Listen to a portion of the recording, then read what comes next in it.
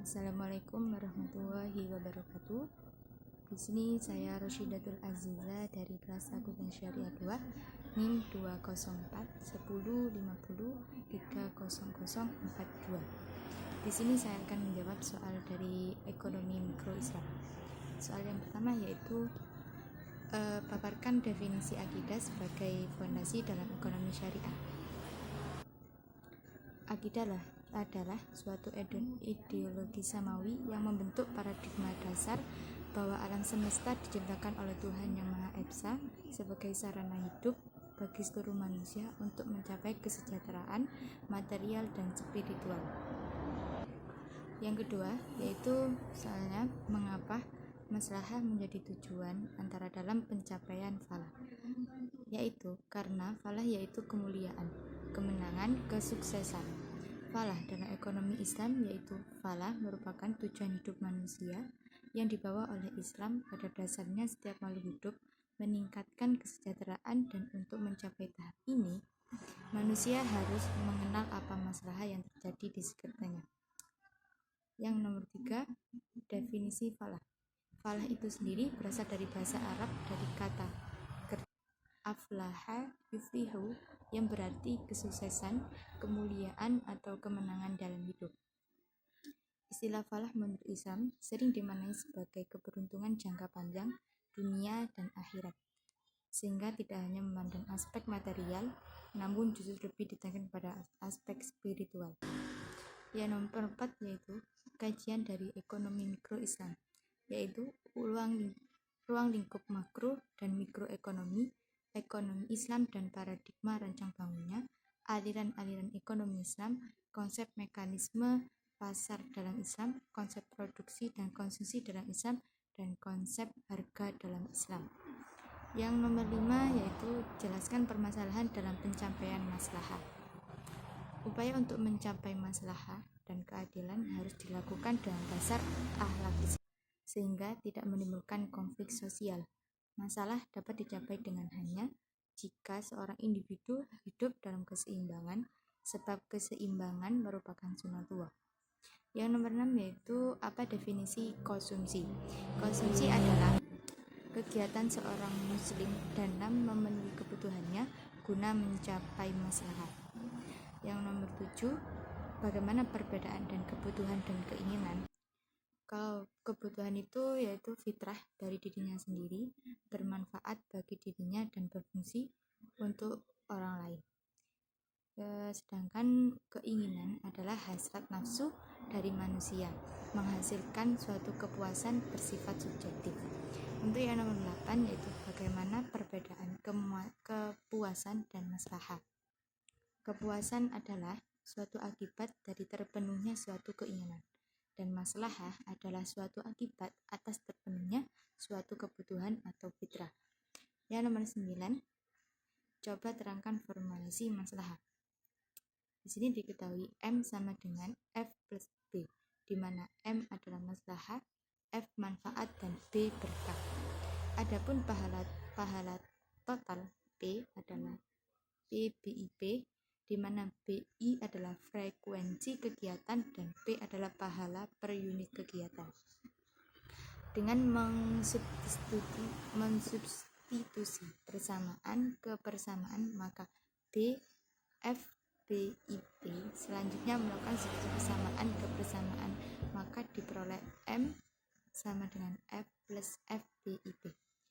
Ekspresi di atas bisa ditulis kembali menjadi M sama dengan F 1 plus BIP. Yang nomor 10 yaitu cara pemaparan pengukuran maslahah pada konsumsi yang duniawi dan ukhrawi.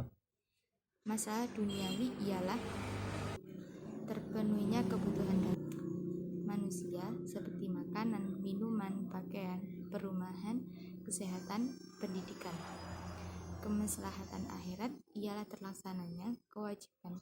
Kemaslahatan akhirat atau ukhrawi adalah terlaksana kewajiban agama seperti sholat dan haji.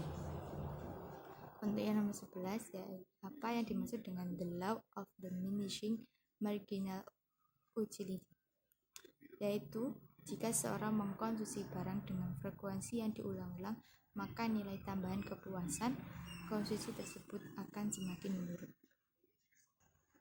Yang nomor 12, jelaskan perbedaan muslim yang peduli maslahah dan muslim yang tidak peduli dengan maslahah. Muslim yang peduli maslahah akan mendapat keberkahan di dalamnya dan barangnya bermanfaat untuk sesama. Dan untuk muslim yang tidak peduli terhadap maslahah, maka konsumsi akan menjadi banyak dan menumpuk. Yang nomor 3, jelaskan perbedaan cardinal approach dan ordinal approach. Untuk cardinal approach adalah pendekatan nilai guna yang dapat menilai manfaat yang diberikan dengan mengukur dari kuantitas ataupun jumlahnya suatu barang yang dikonsumsi. Sedangkan ordinal approach adalah pendekatan yang dapat bermanfaat yang diberikan oleh masyarakat dari kegiatan konsumsi suatu barang, namun jumlah suatu barang yang dikonsumsi tidak bisa dihitung jumlahnya.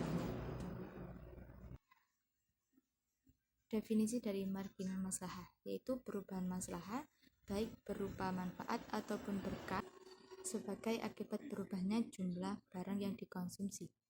Yang nomor 15, jelaskan maksud dari kebutuhan daruriyat, hajiyat, dan tahsiniyat.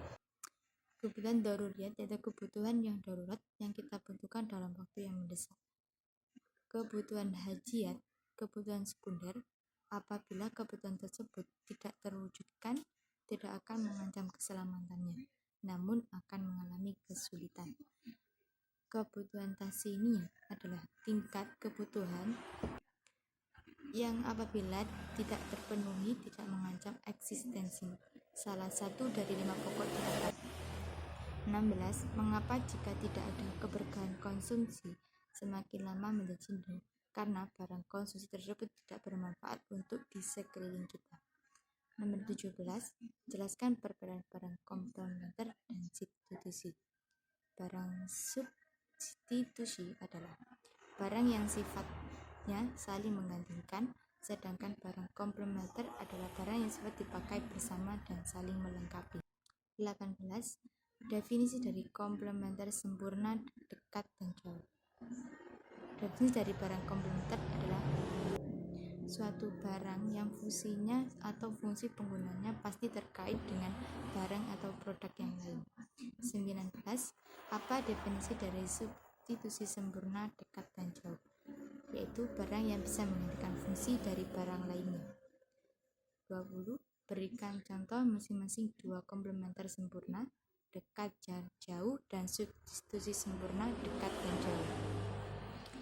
Contoh barang substitusi sempurna yang bisa kita temui dengan mudah di kehidupan sehari-hari, yaitu seperti beras bisa digantikan dengan singkong, pena bisa digantikan dengan pensil, mobil bisa digantikan dengan motor, gelas bisa digantikan dengan cangkir, teh bisa digantikan dengan kopi, dan lain sebagainya. Contoh barang komplementer sempurna bisa seperti pisau cukur dan silet, mobil listrik dan panel surya, semprotan sepatu, dan penampilan. Sekian dari saya. Wassalamualaikum warahmatullahi wabarakatuh.